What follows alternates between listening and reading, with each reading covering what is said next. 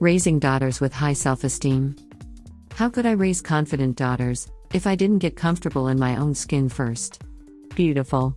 That was the word my 8-year-old daughter Chloe used to describe herself.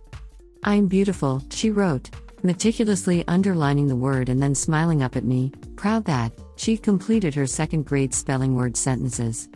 In disbelief, I read it again. It was number 2 pencil proof that a daughter of mine not only had good handwriting but a positive self-image. I glanced over at her twin sister's paper. Without pausing to ponder whether her teacher might think she was conceited or seeking my opinion first, Willow had written, "I am a beautiful girl." I was elated. Low self-esteem wasn't hereditary. But was it inevitable? I sadly wondered realistically how long their confidence would last. Even if my daughters managed to retain a strong sense of self in the face of future recess rejection, tween tumult, and size 0 celebrities, a major obstacle remained: me, their supposed role model. Feeling good about myself was a daily challenge. When my girls were born, I vowed not to infect them with the guilty about every bite madness I'd been struggling to shake since my teen years as a ballet dancer. I knew it was my maternal obligation to keep the negativity in my head and out of my mouth, so it couldn't creep into their heads and out of their mouths. Even if true internal change wasn't possible yet for me, self-criticism, at least in my daughter's presence, wasn't an option. I kept my promise. If I had a bad scale day, I kept the disappointment to myself. When I was overwhelmed by pizza-gorging guilt, Mum was the word. I proudly told friends I never used the word fat with my girls, as if that were a noteworthy feat. But to me, reining in the inner ramblings that unconsciously, but continuously haunted me was an accomplishment. I was the picture of restraint. Unless, of course, nonverbal communication counted.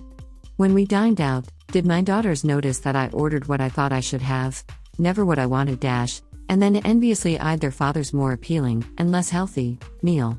During all those trips to the restroom, did they watch me lift my shirt, look in the mirror, and examine the relative flatness of my mid-meal stomach? Did they see my palm press against my abdomen when I was finished eating? I clearly remembered seeing my own mom smooth her hands along her hips and sigh. My daughters begged me to wear no makeup. "We like your true self better," but I felt naked without it. When we went shopping, they brought colorful, clingy dresses and skirts to the dressing room for me, and I said, "Maybe next time," while trying on yet another pair of black pants. At the pool, they yelled, "Swim with us, Mommy." But I remained safely clothed on a chaise lounge, preferring the company of a good book to the discomfort of exposing my body in a swimsuit. What was I really revealing? I have a picture of myself at age 5 that I've always loved. I'm in the backyard wearing only a pajama top and underwear, my long blonde hair tousled from the night's sleep, my cheeks the color of the pink rose cupped in my hands, my eyes bright and happy.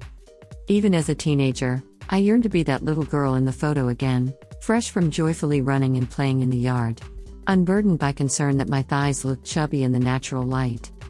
I wanted my daughters to be the carefree girl I once was, to smile, twirl, and admire themselves. And so, I complimented their mismatched outfits, even when they bore little resemblance to the coordinated ones I carefully chose in the store. I embraced their pudgy bellies protruding from 2 tiny but cherished bikinis. I dropped them at school with kisses, and tried hard to ignore their unkempt, "But Mommy, I like it" hair. I encouraged their hard work, generosity, and empathy, and reminded them to always love themselves first and forever. Was it enough? And could I keep it up as my daughters grew, their smooth skin and baby teeth transformed into blemishes and braces? I cringed to think that I might see my own awkward past self reflected back at me. I worried they'd sense disapproval in my eyes or in my words, even if I did my gushing best to conceal my doubts. I asked my one truly together friend, Nancy, how she'd become so well-adjusted. She told me that her mother was neither over-complimentary nor critical of her and her 3 sisters. Instead, she demonstrated what she were capable of achieving. Her mom climbed trees and played baseball. She definitely jumped into the pool. "I am awesome. I am awesome," one of my daughters repeated not long after that homework incident. First she said she was beautiful, now she was awesome too. "Did someone at school say that to you today?" I asked her. "No," she said. "It's just how I feel inside." Then, it hit me. Despite my best intentions, I hadn't been the perfect role model, but so far my girls were doing just fine. Maybe I could abandon the goal of acting like a super confident mom. She'd be too hard for my daughters to live up to anyway. Would I start whining about my weight and hurling 2 small skinny jeans across the room? Nah. Instead, I take a page from Nancy's mother's playbook and show my daughters the things I do well. Not tree climbing, but listening, empathizing, and sharing my stories of survival. Think I patch and thick glasses at summer camp. And yes, I could even drop my towel, say a silent "I'm awesome," and dive into the pool.